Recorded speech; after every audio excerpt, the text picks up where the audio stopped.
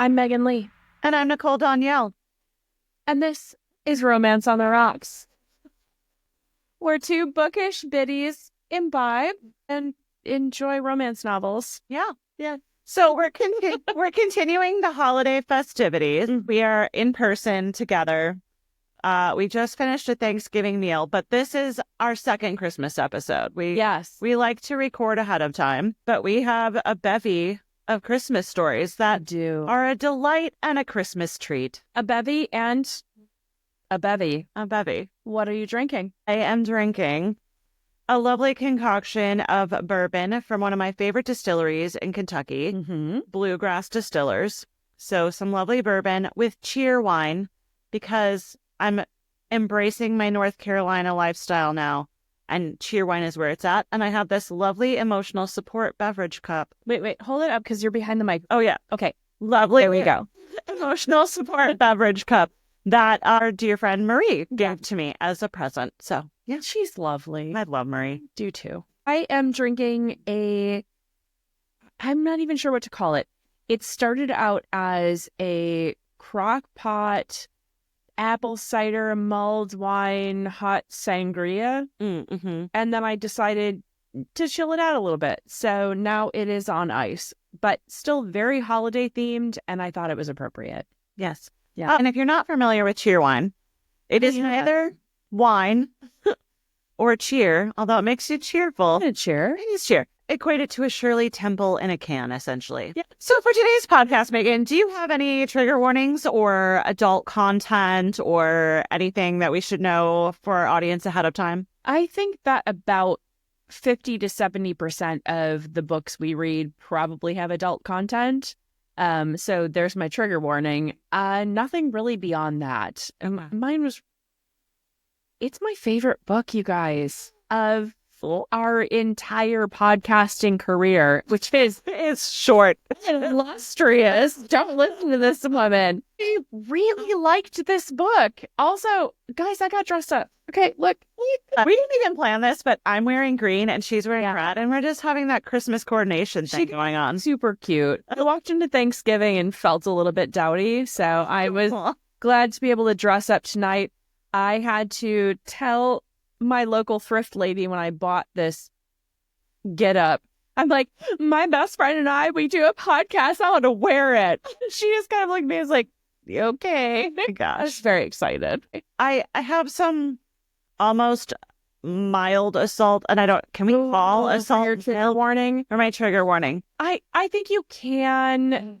I think you can, because I do feel like there are very different levels of discomfort and threat. Yes. You know, where something feels uncomfortable compared to, I truly feel like I will physically have something happen to me right this moment. Yeah. So yeah. Okay. So we're saying minor trigger warning. I'm going to say mild trigger warning. Okay. Otherwise, my book was a delight and a treat as well. Yeah. And so I feel like you get to go first this time. It's my turn to go first. Yeah. So I read a Wallflower Christmas, which is part of the Wallflower series, which I had no experience or knowledge of prior to. I was originally going to read another Debbie Macomber, but if you listen to our last episode, I couldn't do it. One was enough. Having just recently listened to our episodes previous, I'm glad we know how to pronounce that now. Yes, Macomber. Okay, continue. So, A Wallflower Christmas is by Lisa Kleypas. Before we jump into that, she has a contemporary book titled Sugar Daddy, which I may have to put on my future reading list. Oh, please do. I'm writing that down. Sugar Daddy. That's going in the notes. The notes. Yep. So our lead male in this story is Rafe Bowman, who is a notorious rake. Rafe the Rake. He is the brother of two of the Wallflower characters. So Lillian and Daisy, he is their brother. Okay. And then I thought the female character was going to be Lady Natalie Blanford, but she's actually Tweest.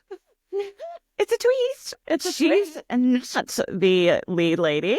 It is her cousin, Hannah, who is the lead lady. And I did not see that coming until quite a ways into the book.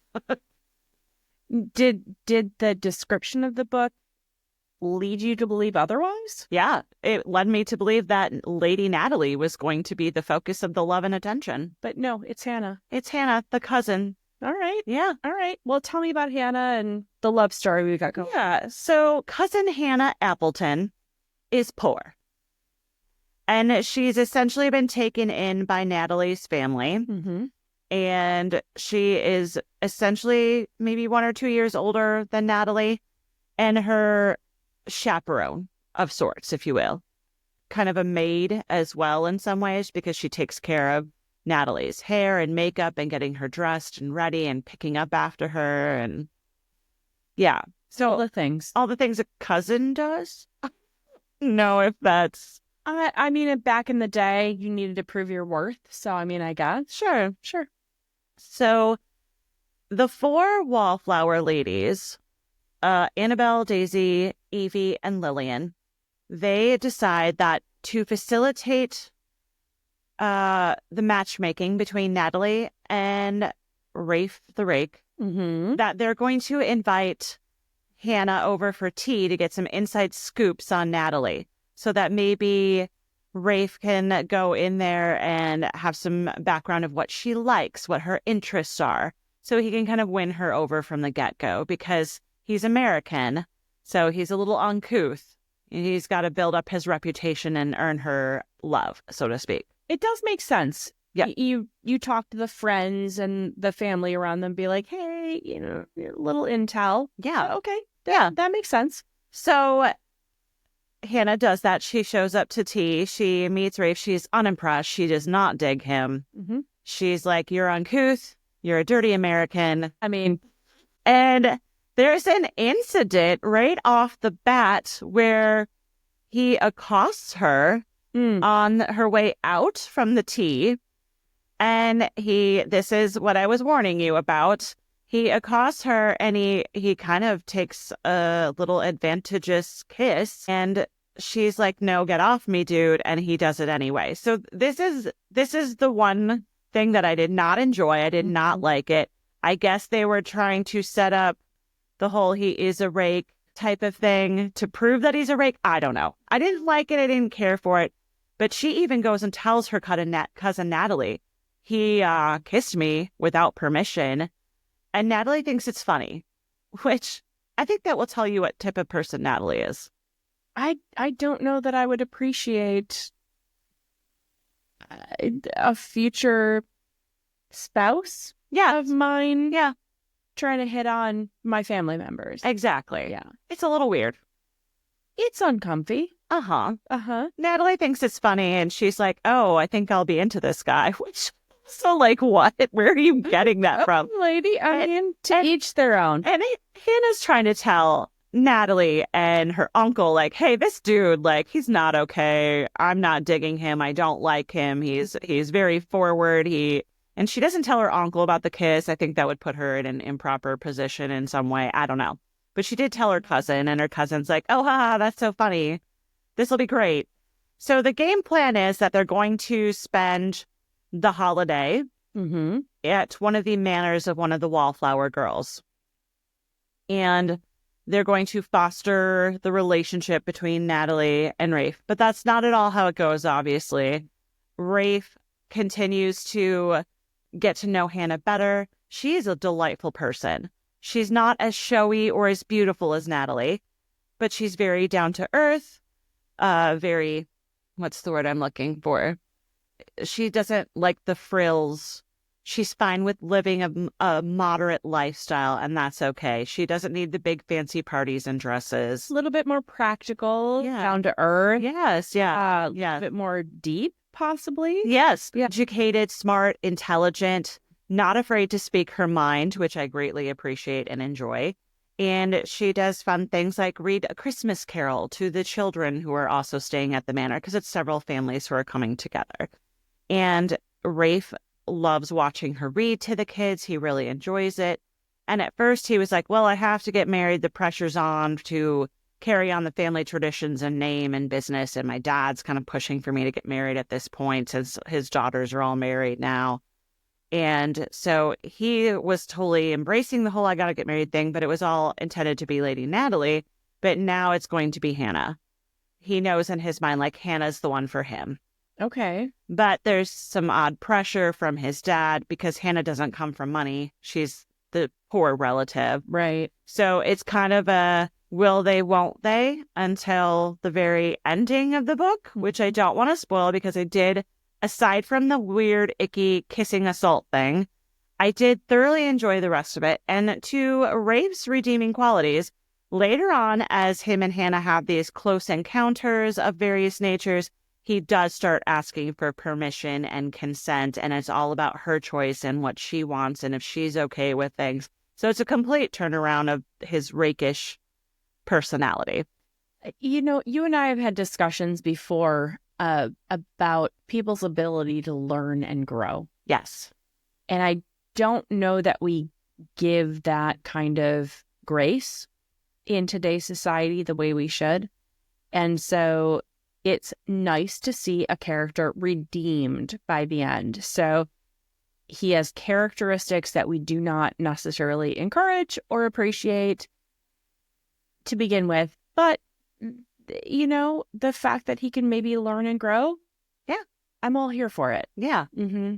So I don't want to spoil it. Like I said, I really, really enjoyed it. So I'm trying to remember which book it was. Thanksgiving. My Thanksgiving book. They referred to her privates as sex. Okay. We had this discussion and I wanted to be like, okay, her sex. Her sex. So her lady bits. In your book now. She does it again. And remember when we talked about Thanksgiving, I was like, I've never heard people refer to their hoo-ha as sex. And I was like, I've read 2 books. Yes. Yeah. And I said, for me, that's such like an old school or more like clinical. Yeah. But I've definitely heard it. But I think it's really interesting that you've had it now 2 books in a row. Yeah.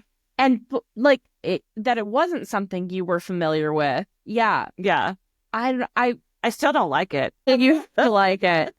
Like I said, there are so many different ways to refer to it, but it's like, what is sexy compared to clinical, compared to funny? Right. Because again, like you just said, hoo-ha. The two of us are like, she got her hoo-ha out. There's nothing sexy about that. Right. I'm still looking for that perfect name. The appropriate word. Her womanhood. Oh, God. Okay, so I also want to just do a little quick comparison and contrast. Her moist fold. Her moist fold. Megan, they referred to it as another thing. Her hot mountain. Right. They referred to it as another thing. Her mound of pleasure. No. I can't even say it now because you got me giggling. Okay. Blunt silken peak. Her blunt silken peak. Wait. I feel like, okay, I'm gonna look right. You see me? Mm-hmm. Her blunt silken peak. So favorite so far of anything we've blunt silken peak.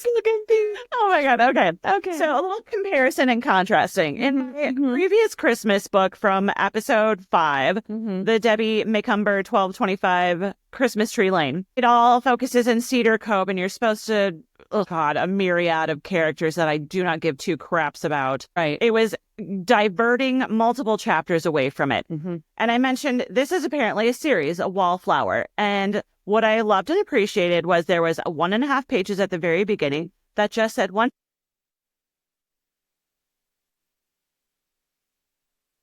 And they became fast friends. And this is the story of their brother. And you could surely read their previous stories. Annabelle came from a poor family, but she's the most stunning out of the 4. But you can see because she was poor, she was on the sidelines.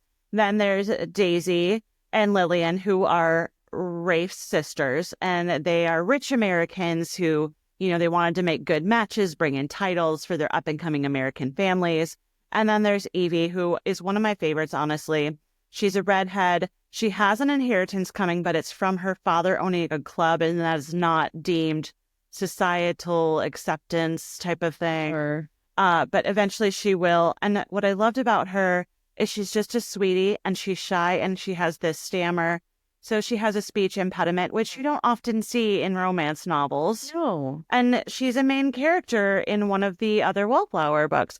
And I enjoyed this read so much, and I appreciated that she just touched on the characters as needed, and it was appropriate, and it didn't divert from the story. And I would 100% probably read the whole Wallflower series. I would be interested specifically in the one where we're talking about the speech path issue, because I do think you're right. We don't get a lot of that kind of information or coverage of people who have those issues, and that is so common. Yes. That's so common. Yes. You know, like having somebody with a stutter, having somebody with hearing loss, having a person who has a speech path issue.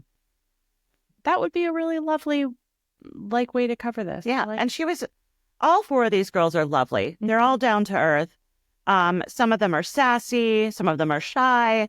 You kind of get why they're friends. Yeah. And it's just like real life friends. You know, they complement each other's strengths. They build each other up. They encourage each other.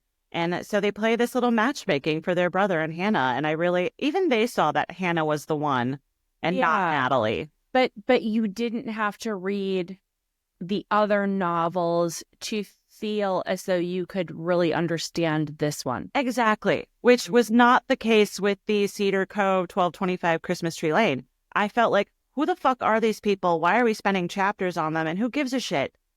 They're getting a puppy. Oh, great. You know? Yeah. Yeah. And to her credit, Miss McCumber, if you had read all the other ones, maybe this would be fun and exciting to see it. But I do appreciate if you're in the middle of a series being able to feel connected, even if you haven't read the other books, which truly the book I'm about to talk about. Yeah. I'm about to talk about. Same. We talked about it in the last episode too. I did not feel drawn into Cedar Cove. Yeah, I was not connecting with anything. It was frankly an annoyance, and I had zero and still have zero desire to read any more Cedar Cove. With the Wallflowers, I'm like, yeah, I could totally get into this series. I also think that people who have been into Bridgerton would thoroughly enjoy this. It's got a lot of Bridgerton vibes in kind of the story and the setup and the multiple different relationships in a series of books, and it's set in the Regency type era. So I really think a lot of Bridgerton fans could totally enjoy the Wallflower series. It sounds like it, for sure. It sounds like something I would really enjoy. Yeah. So glad to have that in our repertoire. Yes. And I would give this a habanero.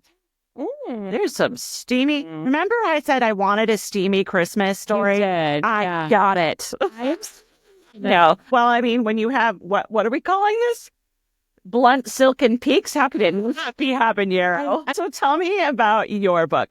Is your book a habanero? Where's your book at? No, I would still give mine a jalapeno. Mostly because okay, so guys, my book right here. I love it. This is my favorite book that I have had this entire season, shall we say. My main characters are Stacy and Adam. They do have some moments of passion, but her Megan appreciation, it's more the hints of it, if that makes sense. Yeah. So Adam says multiple times that the first night they spent together was the most steamy and kinkiest night he has ever had. Oh, wow. So he says it multiple times, but you don't know what that means. So it could be just about anything. Whatever your mind wants that to be, that's what their night was. Okay. Yep. So my book is called A Charming Christmas Arrangement by Heatherly Bell. Guys, I loved the writing. I really did. This was the most self-aware book I have read. It made me laugh. I thought it was the appropriate amount of steamy and good relationship stuff. So yeah, a lot of good stuff to appreciate in this book. Premise of my book, Stacy and Adam spend that most amazing steamy night they've ever had together.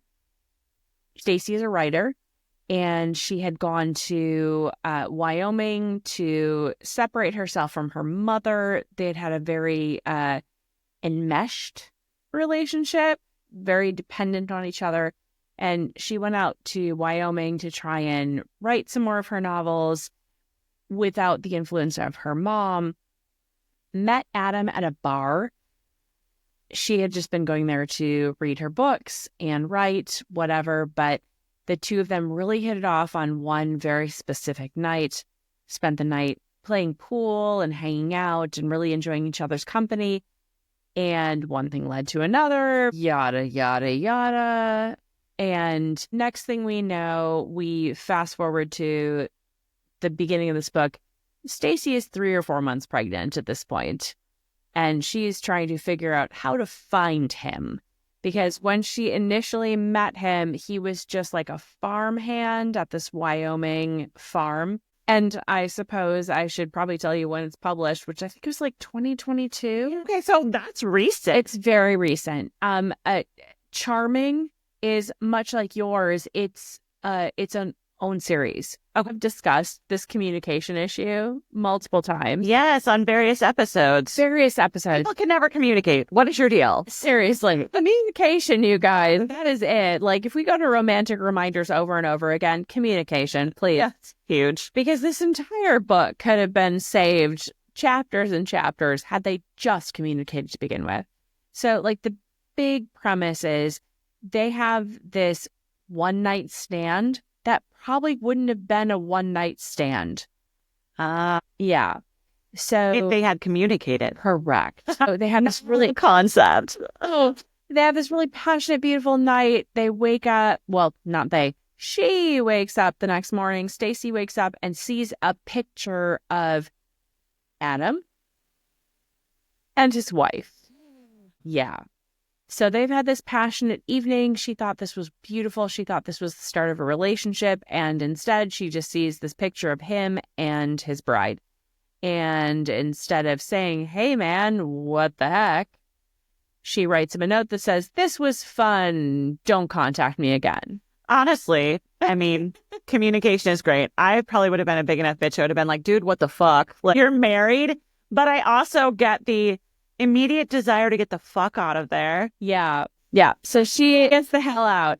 So that should have been the end, except that she finds out she's pregnant. Just a brief question before we proceed. Yeah. And stuffed my Thanksgiving story. Yeah. Condom use. Yeah. Was there any discussion of condom use in your book? No, ma'am. There wasn't. Shocking. Yeah, shocking. Although, like I said, this was treated tastefully. Sure. You know. So the entire beginning of the book is just her saying, like, this was not part of my plan, but I've decided to embrace it. I'm going to go forward with this. I've decided to keep my child. And maybe I should let him know, but regardless, I'm doing this. Yeah. So she runs off to the farm where he was a farmhand. He's not there anymore. They basically tell her, yeah, he left like 2 months ago. We don't know where he's at. She's pretty sure he's going to be a shit dad because he seemed to have possibly some PTSD issues. She knows he's a former soldier. And so she's kind of not really wanting to let him know. So she's pretending to do the right thing by like, yeah, I'll try and find him and let him know. But she's really hoping to not find him. She wants to move home to Chicago. She and her mom are going to raise this baby. It's going to be fine. However, one of my favorite things about this entire book was her friend in Wyoming, her other cohort, is also a writer. So Stacy had moved out there to write. Her friend is a writer. Her friend is a romance novel writer. Folks, This is the most self-aware thing I've ever seen. This book and its treatment of writers and romance writers. Heatherly Bell, thank you. This was hilarious. I loved it. I loved how it was treated. So her romance writer friend is like, oh, you can't find him at his little farm? I'll find him for you. Tracks him down to Texas. They go to Texas. Anyway, basically it comes down to he's a former soldier. He's got great insurance. She's a writer. She doesn't have great insurance. And he says, let's just get pretend married. So we're going to get married in order for you to have insurance for my baby. Having a baby is not expensive, right? And so she agrees because she's practical and she's thoughtful. And, you know, she's got this tough relationship with her mother, but her mom's like, yeah, actually, that's kind of a good idea. Like, you need insurance for the baby. It all culminates in the problem that mom still expects her to, like, get married, but come home to Chicago. And she's kind of like, yeah, but I might stay here in Texas. So I really liked this story. I will not spoil a single thing because I really enjoyed it. Yeah. I thought the writing was good. I thought the premise was decent. I thought relationship building was great because it wasn't just 2 or 3 days. And there were a lot of things to really like about this book. I have, do you see that? I have great notes. Y'all can see that. When I say that this author was self-aware, they talked about Hallmark movies and the cheesiness of Hallmark movies. Yes. They had a lot of references. Here, let me see if I can find some of them. They were talking about the fact that our main character, Stacy, was an author of these kind of like dark novels. Her friend came up and said, well, gosh, there's no way you could ever write romance. You lack imagination. I was like, that's great. I love that. Like a romance novelist actually like talking about the different things that happen with romance novels. Right. Yeah. Also, you and I have discussed the fact that I don't know how to bite my lip. Ladies, do you know how to bite your lip properly? And make it look cute. Do you? Do you know how to do it? No, because I have very prominent front teeth. Like my 2 front teeth are very prominent. And so I just look like a chipmunk or a beaver when I did it. Like you read it in books and they're like, oh, and she bit her lip seductively. Right. I do not ever. Did they say that in that book? They don't. But here's what I'm getting to. Okay, so my husband and I have joked about the fact that like you talk about like women biting their lip and I'm like, that's not real. Nobody does that. And then I discovered people do it. It's just that I am completely inept at it. Yeah. So, you know, bite your lip seductively and I'm like, right. I can't do it. I don't understand how a human does it. So in this book, when I said self-aware, like It's so funny. So here we go. She's discussing whether or not she should try and make herself look cute. And she says, should she pucker her lips or would she get that sad duck face look if she did? I like it. It's that. Like somebody who is completely aware that some women just can't. Some women are cute criers and some women are ugly criers. Like I'm not a cute crier. Oh God, I'm a snot crier for sure. I just get like puffy. Yeah, puffy, blotchy, red, snotty. That's me. Yep. I'm a puffy crier. But in general, this book had so many things I enjoyed. There was a lot of humor. There's a local book club that is mostly of like people who are in their like 70s and 80s, and they read a romantic, sexy poem for the couple when they're getting married. And I laughed out loud. That does not happen frequently where I legitimately laugh out loud. Yeah. But it was great.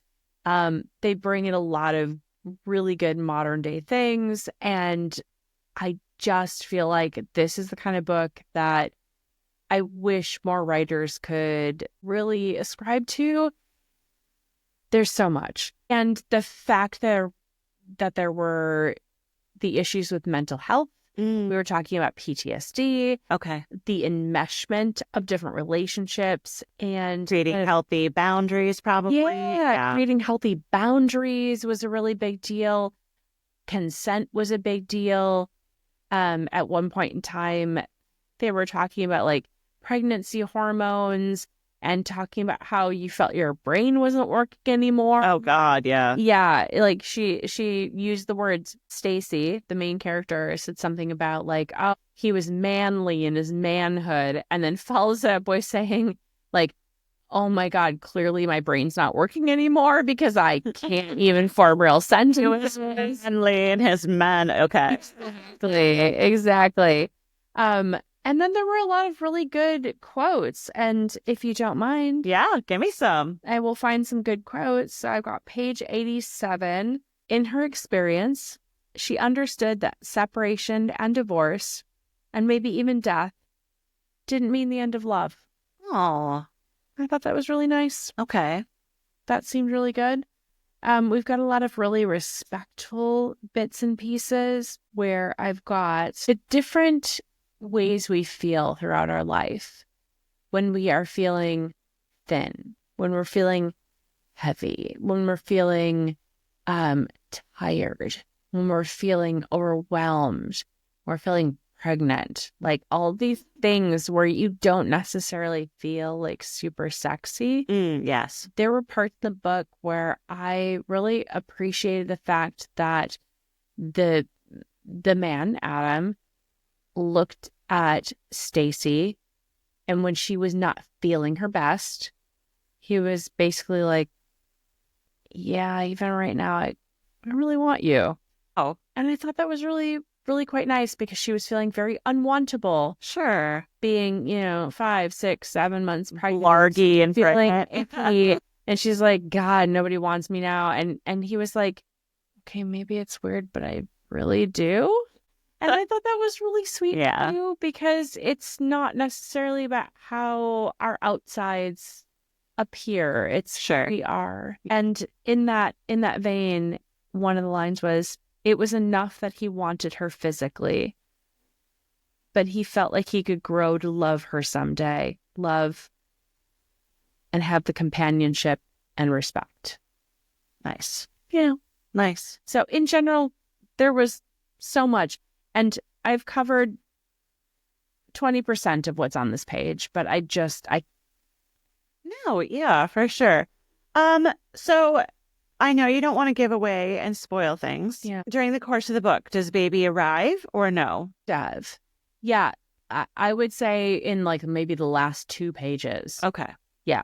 And you get a lovely name for the baby. Okay. That is hearkening back to a very early interaction that the two of them had. Okay. Which I really liked.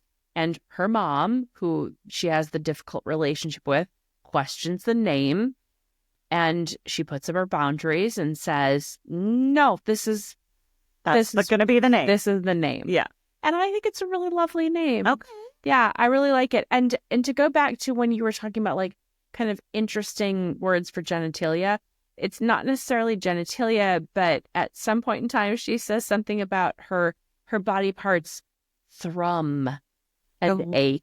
Ooh, thrumming and aching. I know. I'm like, ooh, those thrumming. Thrum. I'm like, those are nice words. We don't hear about body parts thrumming very frequently. But was her blunt silken peak thrumming? She didn't talk about her blunt silken peak. I did hear multiple times about how it was the kinkiest night they'd ever had. And I'm, in case anybody wondered, my dog is here. Come here, babe. Okay. Anybody want to see a pup? She doesn't want to be on camera, but there you go. There we go. Are we good now? Have we barked enough? She doesn't want to be up here. Okay, go. So yeah, the thrumming and aching, I thought those were great words in general. I also have to say, this entire book wouldn't have happened had these two communicated. Right. Yeah. Right. Yeah. I don't know. Remember if we or used a condom. Yeah. But in general, it was one of those things where they both had relationship trauma from the past. As do we all. Exactly. And instead of actually hitting it head on and saying, hey, this is a thing that really bothers me, they just let it, be out there in the ether. And that caused a lot of problems. Okay. Her past, one of the things that made me laugh really, really hard was she had some, it sounds bad to say I laughed at her trauma. That's not what it was. She had some trauma with a former fiance where she caught him cheating on her kitchen table. Okay. But the entire scene was just her focusing on the fact that she would have to replace the kitchen table. I suppose, because she wouldn't. Yeah, okay. No. And as I was reading it, it was like 2 to 3 pages of her being like, I need a new kitchen table. What antique store do I go to get a kitchen table to replace my favorite kitchen table? Yeah. And at one point in time, her ex was like, stop focusing on the kitchen table. And she's like, but that's the problem. And I don't feel like I've related to somebody more. Point where I'm like, clearly the kitchen table is the problem. Right. So there were a lot of really silly things like that where I felt drawn in because it's the irrational parts of our brain. Right. That really I relate to. Yeah. So yeah, guys, I loved this. And I think you would love it too. And I'm going to try not to tell you too much, but yeah, and I really loved mine as well. And like I said, I'm actually interested in reading the rest of the Wallflower books. At least one more for sure. I would read more from this series. And I didn't feel like I had to have read more from this series for this to make sense.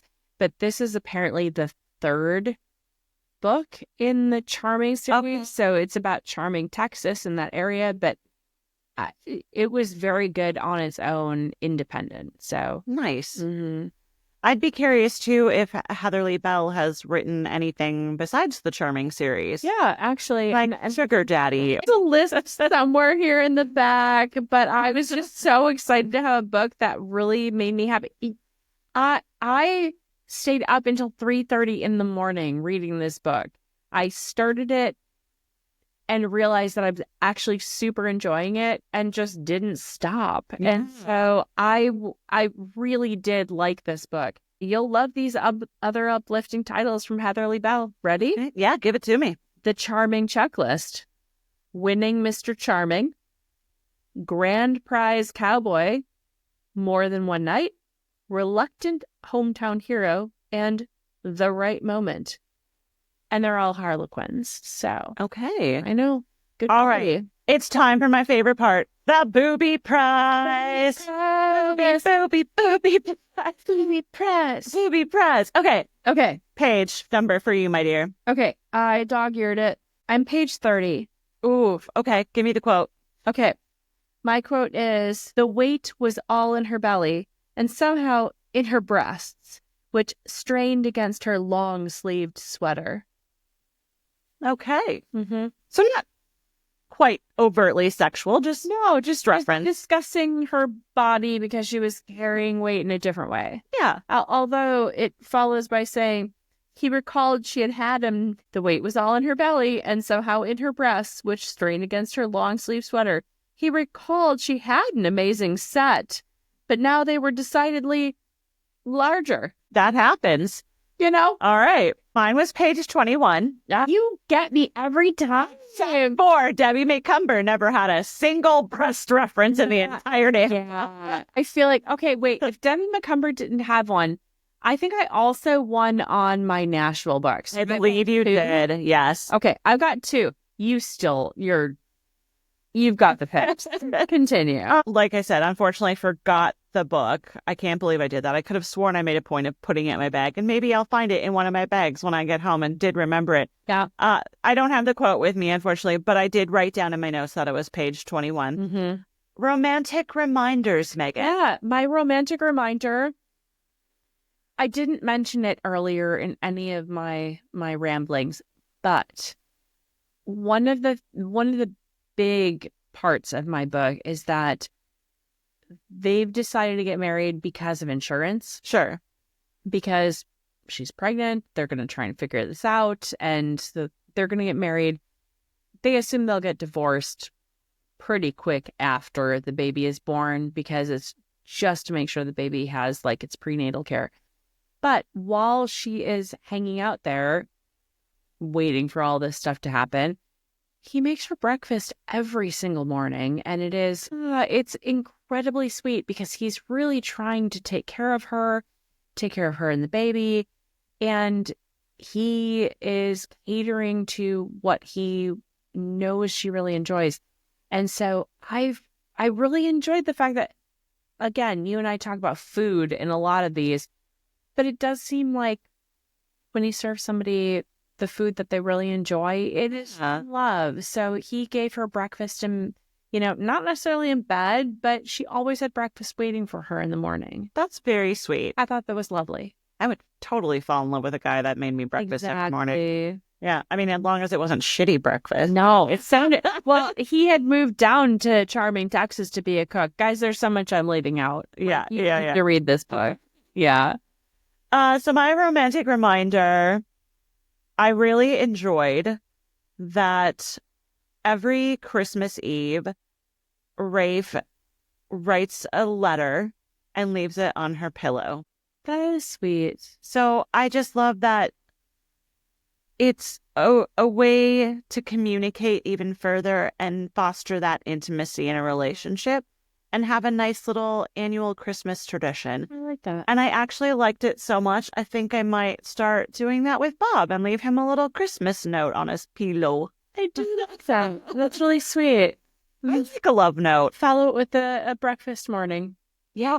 Yeah. Breakfast in bed. Big bowl of oatmeal. Merry Christmas. So this was your favorite Yeah. book out of our inaugural season. Yes. My favorite book, I still think, even though I thoroughly enjoyed the Wallflower book, Mhm. I still love Stuffed. Yeah. I even listening back and doing some editing on our transcript, you could hear how much you enjoyed that book. Yeah. And I felt compelled to maybe want to read more from that author. Exactly. Yeah. And I think it's almost the same connection that you're having with this current book. Mm-hmm. It was a down-to-earth scenario. It was filled with lovely, light, realistic humor. It was just so realistic and ticked so many boxes for me that I felt related. I felt the character was very relatable. Yeah. And I felt the whole plot and storyline was completely realistic.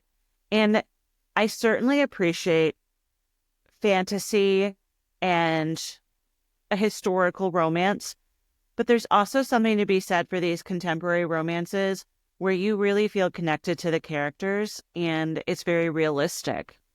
I feel like really in all of my notes here, the biggest category I wrote was relatable. Yeah. That was the title of my list. Yeah. And I do think that there's so much to be said about putting yourself in that space and feeling like you could be that character. You have the escapism of reading this book and being in a different space, but you still want to be able to feel like it could be you. Yeah. That this could be you. And really, if we had another 20 minutes, I'd go through and quote every single one of these. Right. Like, this is relatable. Yeah, yeah. But that was a new category for me in my notes, was actually writing an entire list of things that felt relatable. And I think you're right. I think that's why these books feel more important, or not necessarily important, but more, I don't even know the word. Like, there's something about them that makes them better. Appealing. Thank you. There's the word. I'm like, it's escaping me right now. Stop it. Well, Thanksgiving food and yeah. Oh, guys, there was so much good Thanksgiving food. I have a plate of leftover Thanksgiving food in the fridge. Lucky you. Sure.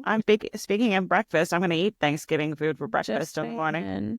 This is our last episode of 2024. Mhm. We've got a whole bunch of books coming up on the pipeline. Oh, so many books. I will say in January, we are going to be doing kind of a recap of 2024. Highlights, bloopers, all kinds of fun stuff like that. Yep. So look for that in January, friends. And then coming up in February, we're already picking out a President's Day romance. Yeah. All right. Well, that'll kick us off great for the new year. Yes. If there are things, dear audience members, that you would like to see happen in 2025 for the podcast, you want us to have a special segment within the show where you have some fun ideas for us, we are always receptive to fun and new ideas. Yes. Would love to hear them from you.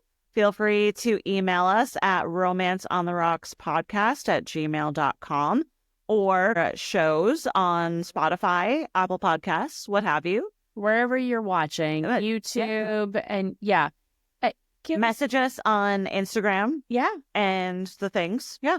No, just come say hi. Mm-hmm. We love y'all and we want your feedback, and we're looking forward to getting to know you better and maybe reading some of the novels that you have recommended and thrown our direction. Yeah. Love it.